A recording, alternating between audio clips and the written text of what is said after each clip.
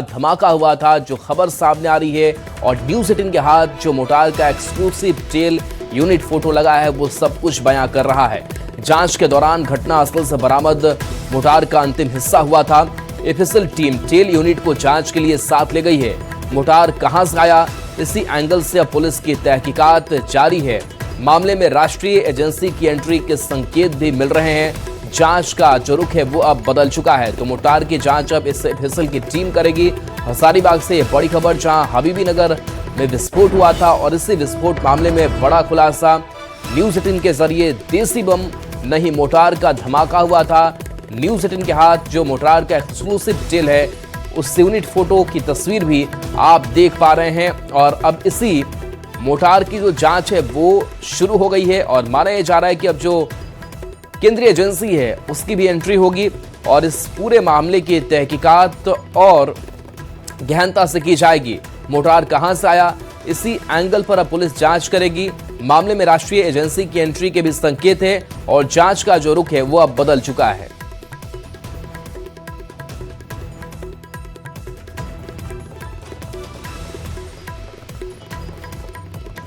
FSL की team, state राज्य की जो विधि विज्ञान प्रयोगशाला की टीम होती है, वो लोग अभी जांच कर रहे हैं, तथ्य देख रहे हैं, जमा कर रहे हैं साक्ष्य। वो कंप्लीट कर लेते हैं काम, तभी कुछ कहा जा सकता है। इस घटना के बाद किन्हीं की अरेस्टिंग की भी बातें कर रहे हैं? नहीं, अभी तक किसी। हबीबी नगर में हुए ब्लास्ट के मामले में एक बड़ा खुलासा हुआ है। अगर बात कर ले तो जिस तरीके से बताया जा रहा था कि बम विस्फोट के कारण 3 लोगों की जान गई है, ऐसे में जो है घटनास्थल से एक मोटार के जो टेल है वो बरामद हुआ है। मोटार की बात कर ले तो उसका जो है प्रयोग सैनिक किया करते हैं, दुश्मनों को मार गिराने के लिए किया करते हैं। तो ऐसे में जो है कहीं ना कहीं अब जांच का जो दायरा है और भी बढ़ गया है। हालांकि इसको लेकर जो है सीसीआर डीएसपी ने भी कहा है कि जब तक 100 का पोस्टमार्टम का रिपोर्ट नहीं आ जाता है तब तक अभी कुछ भी कहना जो है वो जल्दबाजी होगी। लेकिन जिस तरीके से मोटार की जो टेल वो हाथ लगी है, जो जांच टीम पहुंची हुई थी, तो ऐसे में हम कह सकते हैं कि कहीं ना कहीं जो है अब जांच का दायरा और जो बढ़ता नजर आ रहा है, इसको लेकर जो और भी कई खुलासे हो सकते हैं। फिलहाल की अगर बात कर ले तो जो पुलिस है वहां पर पहुंची हुई है और वो भी जो है छानबीन में जुट गई है। दूसरी तरफ बात कर ले तो एफएसएल की टीम जो है रांची से पहुंची हुई थी, झारखंड जगुआर की भी टीम पहुंची हुई थी और उसके बाद जो है चारों तरफ घटनास्थल के जो है उन्होंने गहनता से छानबीन किया। और ऐसे में जो जानकारी प्राप्त हो रही है कि उन्हें जो है जो मोटार के टेल है उसके अलावे जो है कई अन्य लगभग आधा दर्जन से अधिक साक्ष्य हाथ लगे, जिसको अपने साथ ले गई है। फिलहाल की बात करें तो हबीबी नगर में जिस तरीके से हुए ब्लास्ट मामले की जो है वो गहनता से छानबीन जारी है। सुशांत सोनी, न्यूज़ 18, हजारीबाग। हजारीबाग हबीबी नगर में बम ब्लास्ट, 3 की मौके पर मौत हो गई। एक घायल मृतक में मोहम्मद यूनिस का बेटा सद्दाम जो है वो शामिल था। और इसी पूरे मामले में न्यूज़ 18 के पास भी जो तस्वीर और एक्सक्लूसिव तस्वीर सामने लगी है, उस हिसाब से अब जो जांच है वो भी आगे बढ़ गई है। इस बीच रांची से बड़ी खबर, जहां झारखंड हाईकोर्ट में आज ईडी की याचिका पर सुनवाई होनी है। एयरपोर्ट थाने में एफआईआर निरस्त करने की मांग की गई है। मनी लॉन्ड्रिंग आरोपी संतोष कुमार से जुड़ा हुआ यह पूरा मामला ईडी अधिकारियों पर मारपीट के आरोप का मामला है। पूछताछ के दौरान अभद्र भाषा के आरोप लगे हैं। शिकायत के आधार पर एफआईआर दर्ज की गई थी। जांच के सिलसिले में पुलिस ईडी कार्यालय पहुंची थी। ईडी ने शीघ्र सुनवाई की मांग की थी। तो देखिए, दर्ज एफआईआर निरस्त करने की मांग की गई है। आरोपी संतोष कुमार से जुड़ा हुआ यह पूरा मामला, जहां मारपीट का आरोप लगा और इस पूरे मामले पर सियासत भी काफी तेज है झारखंड में। और ईडी और झारखंड पुलिस को लेकर भी सियासी बयानबाजी लगातार हो रही है। और आरोप ये कि मारपीट की गई, शिकायत के आधार पर एफआईआर दर्ज हुई थी। झारखंड हाईकोर्ट में आज एक अहम मामले की सुनवाई होने जा रही है। यह मामला केंद्रीय एजेंसी ईडी बनाम राज्य की पुलिस से जुड़ा है। पूरा मामला दरअसल रांची के एयरपोर्ट थाने में दर्ज एक प्राथमिकी से जुड़ा है, जिसमें ईडी के 2 अधिकारियों के खिलाफ नामजद प्राथमिकी दर्ज कराई है। यह प्राथमिकी दर्ज कराई है मनी लॉन्ड्रिंग मामले के आरोपी संतोष कुमार की ओर से और पूरा मामला पेयजल स्वच्छता विभाग के 23 करोड़ रुपए के गबन से जुड़ा है।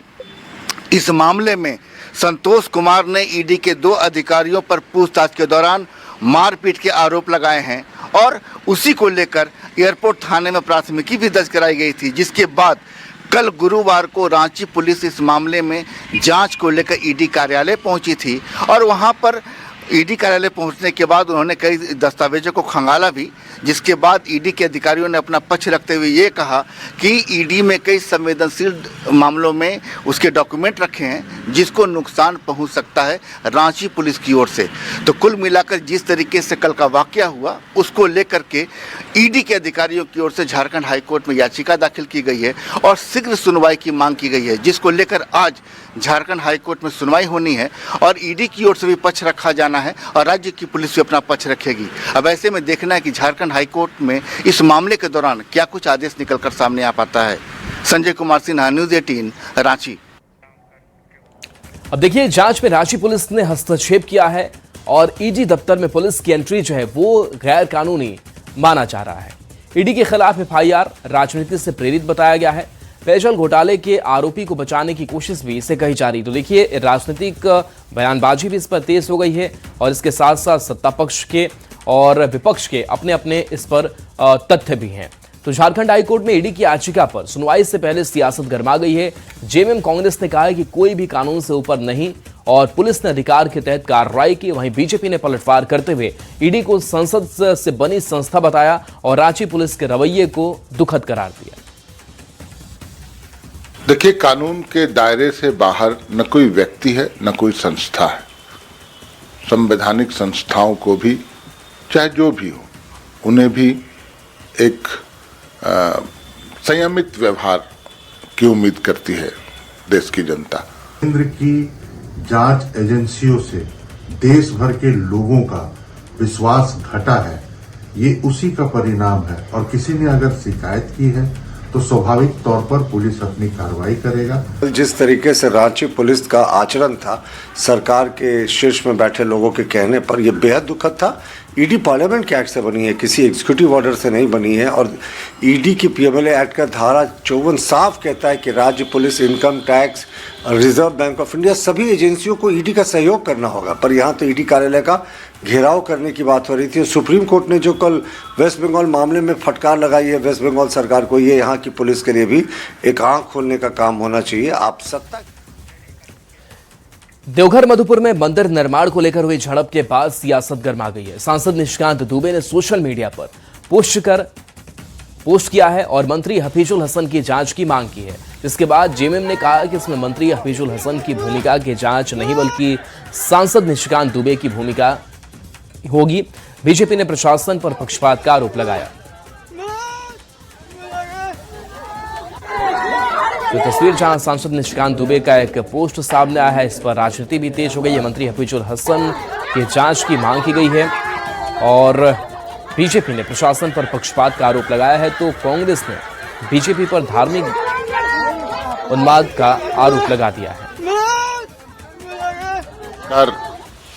हेमंत सोरेन की राज्य सरकार, जांच होगी, लेकिन जांच होगी कि निशिकांत जी की भूमिका क्या है उसमें।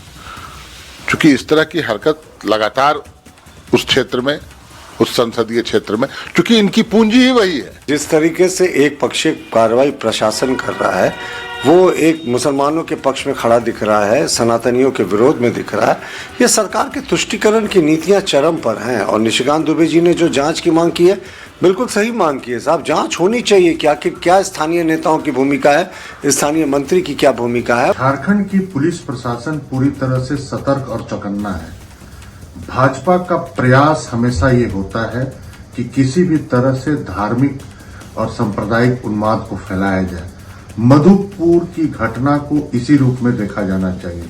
जिस तरह से माननीय सांसद, माननीय मंत्री पर आरोप लगा रहे हैं, तो मैं तो मांग करूंगा कि माननीय सांसद की भूमिका की जांच होनी चाहिए। जो भी घटनाएं हुई है उस पर प्रशासन अपना कार्रवाई करेगा, लेकिन बीजेपी का प्रयास होता है कि किसी तरह जो है सांप्रदायिक तनाव पैदा किया जाए और इसका राजनीतिक लाभ लिया जाए। इसकी हम घोर निंदा करते हैं। और धनबाद से बड़ी खबर, जहां दंपति पर फायरिंग से इलाके में दहशत है। अपार्टमेंट के नीचे शराब पीकर उत्पात मचाने का आरोप है। सुरेश सिंह हत्याकांड के गवाह पर फायरिंग का मामला है। देवेंद्र सिंह पर फायरिंग का आरोप है। फायरिंग कर आरोपी मौके से फरार हो गया। सूचना पर धनबाद पुलिस पहुंची, जांच शुरू कर दी गई है। देवेंद्र सिंह के फ्लैट से 2 दर्जन से अधिक गोलियां बरामद की गई है। संजय हमारे साथ न्यूज़ 18 संवाददाता फोन लाइन पर है। संजय, क्या अपडेट इस मामले को लेकर, फायरिंग को लेकर? फिलहाल तो जो घटना में फायरिंग करने वाले लोग थे उनकी तलाश में पुलिस जुटी हुई है और साथ ही साथ ये भी पता लगा रही है कि वहां पर जो शराब की पार्टी चल रही थी उसमें कितने लोग वहां पर शराब पार्टी कर रहे थे, उन सभी का पता लगाने में जुटी हुई। लेकिन देर रात जो झारूडी का अपार्टमेंट है वहां पर शराब पिया गया और उसके बाद ताबड़तोड़ फायरिंग की गई। एक दंपति पर अचानक से ताबड़तोड़ फायरिंग की गई, जिसमें से वहां पर जो लोग थे वो बच गए। वहीं कई लग्जरी गाड़ियों में वह फायरिंग की गोली लगी है और जिससे गाड़ियां भी क्षतिग्रस्त की। सबसे बड़ी चीज है कि अपार्टमेंट के नीचे में शराब की पार्टी चल रही थी और जो बताया जा रहा है कि शराब पार्टी में जब हो हल्ला हो रहा था तो उससे मना करने के लिए जब दंपति गए तो उसके ऊपर फायरिंग कर दी गई। और इस फायरिंग का आरोप जो है तो कांग्रेस के जो नेता थे जिसकी हत्या सुरेश सिंह की हुई थी उनके गवाह देवेंद्र सिंह पर है। साथ ही साथ वहां पर पुलिस जब पहुंची तो कई खोखे भी बरामद किए, जब्त किए और साथ ही साथ 2 दर्जन से अधिक गोलियां भी बरामद की गई। हालांकि ये भी बताया जा रहा है कि जिस पिस्टल से गोली चलाई गई थी वह लेकर जो है सो देवेंद्र सिंह फरार हो गए। वहीं पुलिस जो है इस मामले में सभी लोगों की तलाश कर रही है और हो सकता है कि वहाँ जो सीसीटीवी फुटेज है उसको भी खंगालने का प्रयास करेंगे और उसके बाद ये पता लगाएंगे कि आखिर ये घटना क्या थी और कौन कौन से लोग इस घटना में शामिल थे। जी शुक्रिया इस अपडेट के लिए आपका। रामगढ़ से बड़ी खबर, जहां काकेबार में हाथियों का उत्पात जारी है। 2 घर को हाथियों ने ध्वस्त कर दिया, फसल को भी हाथियों ने रौंद दिया। लोगों ने भागकर अपनी जान बचाई है। ग्रामीणों ने झुंड को जंगल तक खदेड़ा। 20 दिसंबर से 18 हाथियों का झुंड लगातार उत्पात मचा रहा है। तो देखिए, ये बड़ी खबर आप तक पहुंचा रहे हैं, जहां पर हाथियों का झुंड लगातार उत्पात मचा रहा है। 20 दिसंबर से यह 18 हाथियों का झुंड है, जिसके बाद से लोगों में अब दहशत देखने को मिल रहा है। 2 घर को हाथियों ने ध्वस्त किया है, फसल को भी हाथियों ने रौंद दिया है। बता दें कि काकेबार में हाथियों का उत्पात देखने को मिल रहा है, जहां 2 घरों को हाथियों ने ध्वस्त किया है। रामगढ़ की तस्वीर है। अगर हम नीचे अगर सोए हुए रहते तो हमारे साथ में बहुत बड़ा दुर्घटना हो सकता था, लेकिन भगवान करे हम जो है ऊपर में चढ़ करके देख रहे थे। उसी दरमियान में आदमी लोगों का आहट सुना और उसी आहट को सुन करके हमारे दरवाजा के सामने, पहले हमारे घर के सामने एक घर है, उस घर को जा कर के अपने सूंड से उसका ग्रिल को हिलाया, बगल वाला घर में। और इधर चाईबासा में भी जंगली हाथियों का उत्पात जारी है। मझगांव क्षेत्र में जंगली हाथियों का आतंक देखने को मिला है। घर तोड़ा गया, अनाज को हाथियों ने चट कर दिया। बोरूसाई गांव में हाथी ने घर को तोड़ दिया। वन विभाग ने हाथी को खदेड़ दिया है। हाथियों के बढ़ते उत्पात से अब लोगों में भी दहशत देखने को मिल रही है। मझगांव की तस्वीर देखिए, जहां कैसे हाथियों के द्वारा घर तोड़ा जा रहा है, अनाज हाथी चटकर जा रहे हैं और लोगों में भी दहशत है।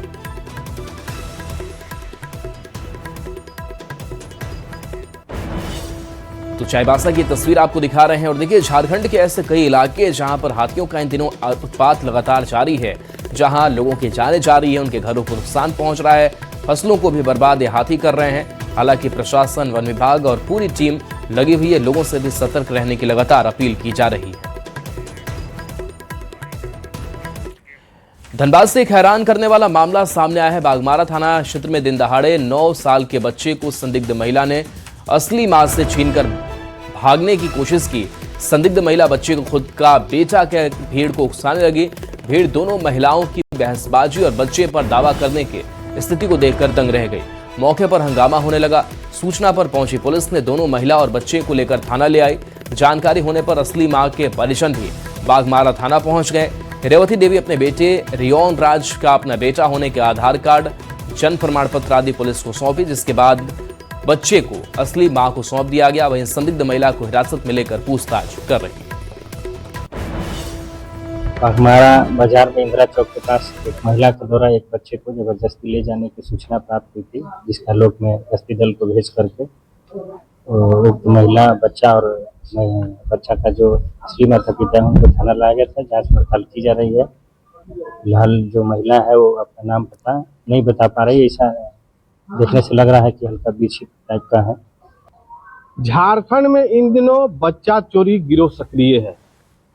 हाल ही में रांची के अनसंसिका की बच्चा चोरों के द्वारा उसे किडनैप कर लिया गया था और लगभग 2 हफ्ते के बाद रांची पुलिस उसे बरामद कर ली है। वहीं बाघमारा थाना क्षेत्र में भी बच्चा चोरी का एक प्रयास किया गया, लेकिन पुलिस और जो बच्चे के माता थी उनकी तत्परता के कारण बच्चा चोर का वह मंसूबा सफल नहीं हो पाया। जोड़ा पोखर की रहने वाली महिला अपने बेटे के साथ अपने मायके जा रही थी। खानोड स्टेशन में वह उतरी और उसके बाद बाघमारा इंदिरा चौक में टेम्पू में बैठकर वह अपने मायके जाने वाली थी। इसी दौरान एक महिला बच्चे को जबरन ले जाने का प्रयास किया। जिस महिला के द्वारा बच्चे को ले जाने का प्रयास किया गया वह उस बच्चे को अपना बेटा बता रही थी। लोगों की भीड़ उमड़ी। उसके बाद वहां पर पुलिस सूचना पर पहुंची और सभी को थाना लाया। थाने में दोनों महिलाओं से बच्चे के बारे में पूछा गया। जो उसकी असली माँ थी उन्होंने बच्चे का अपना होने को लेकर सभी दस्तावेज पुलिस को सुपुर्द किए और उसके बाद पुलिस उस बच्चे को उस माता को सौंप दी है। वहीं जिस महिला के द्वारा बच्चा ले जाने का प्रयास किया जा रहा था उसे फिलहाल मेडिकल जांच के लिए भेजा गया है और उसके बाद वरीय अधिकारी से बाघमारा थाना प्रभारी दिशा निर्देश ले रहे हैं। लेकिन जिस तरीके से बच्चा चोरी का यह प्रयास को विफल किया गया वह कहीं न कहीं काबिल तारीफ है और साथ ही साथ झारखंड में जो बच्चा चोर गिरोह इन दिनों सक्रिय हुए हैं वह लोग और अभिभावकों के लिए एक बड़ा चिंता का विषय जरूर बन गया है। संजय गुप्ता, न्यूज 18 धनबाद। खबर गुमला से, जहां फिशरीज कॉलेज की छात्राओं के साथ छिड़खानी का मामला सामने आया। इसके विरोध में छात्रों ने गुमला थाने का घेराव किया। जानकारी के मुताबिक कॉलेज कैंपस से बाहर कुछ छात्राएं चाय नाश्ता के लिए निकली थी। इस दौरान रामनगर के रहने वाले कुछ युवकों से कहासुनी हो गई।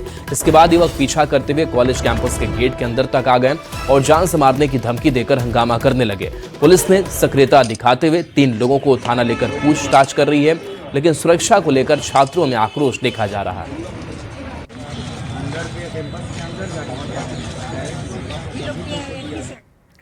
देवघर पुलिस नशे के खिलाफ सक्रिय हो गई है। एसपी ने कहा है कि जिले में बढ़ते ड्रग मामलों में कई गिरफ्तारियां हो चुकी हैं, लेकिन असली लक्ष्य पूरे रैकेट के मास्टरमाइंड तक पहुंचना है।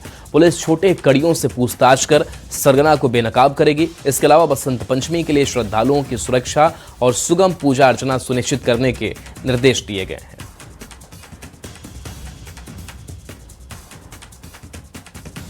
घर की है, मैं कई आम लोगों से मेरे पास आते हैं, उन लोगों ने ही बताया, आप पत्रकार बंधुओं के माध्यम से मुझे कई बार जानकारी हुई है कि ड्रग्स जो है एक बड़ी समस्या, और मुझे लगता है देवघर नहीं जितने भी शहरी क्षेत्र है पूरे झारखंड में, चाहे देश के अन्य जगहों पे भी, सभी जगह यह समस्या है। कहीं ना कहीं आसानी से अवेलेबिलिटी जो है वो युवाओं को इसका शिकार बना रही है। तो हम लोगों ने अलग से एक टीम बनाई है जो कि लगातार इस पे सूचना संकलन कर रही है। हमारे पास भी जो डायरेक्ट सूचना आती है उस पर भी लगातार हम लोग कार्रवाई कर रहे हैं। अभी हम लोगों ने कुछ लोगों को गिरफ्तार किया है, बट हमारा प्रयास है कि पूरे चेन को हम लोग पकड़े। देवघर में बाबा बैद्यनाथ मंदिर के लिए लगाए गए कतार बैरिकेडिंग स्थानीय लोगों के लिए परेशानी बन गए हैं। जलसर मोड़ से क्यू कॉम्प्लेक्स तक लगे अस्थायी बैरिकेड कई महीने से हटाए नहीं गए हैं, जिससे स्कूली बच्चों और स्थानीय लोगों को आवागमन में दिक्कत हो रही है। स्थानीय लोगों की मांग है कि बैरिकेडिंग हटाकर यात्रियों के लिए क्यू कॉम्प्लेक्स और नेहरू पार्क में व्यवस्था की जाए। तो देखिए, बैरिकेडिंग हटाने की लोग मांग कर रहे हैं, क्योंकि सुरक्षा के दृष्टिकोण से जो बैरिकेडिंग की गई थी ये अब आम लोगों के लिए परेशानी के लिए सबब बना हुआ है। आने जाने में लोगों को खासा इससे परेशानी हो रही है और इसकी शिकायत भी लोगों ने की है कि जलसर मोड़ से क्यू कॉम्प्लेक्स तक ये रोक है और रास्ते में गाड़ियों के आने जाने को लेकर के दिक्कतें हो रही है। उन्हें काफ़ी मुड़ के जाना पड़ रहा है, ऐसे में समय भी काफ़ी ज़्यादा लग रहा है। बैरिकेडिंग हटाने की लोग लगातार मांग कर रहे हैं। तो बाबा बैद्यनाथ मंदिर की ये बैरिकेडिंग की गई थी सुरक्षा के मद्देनजर। हालांकि अब समय बीतने के साथ लोगों की परेशानी जो है वो भी बढ़ चली है।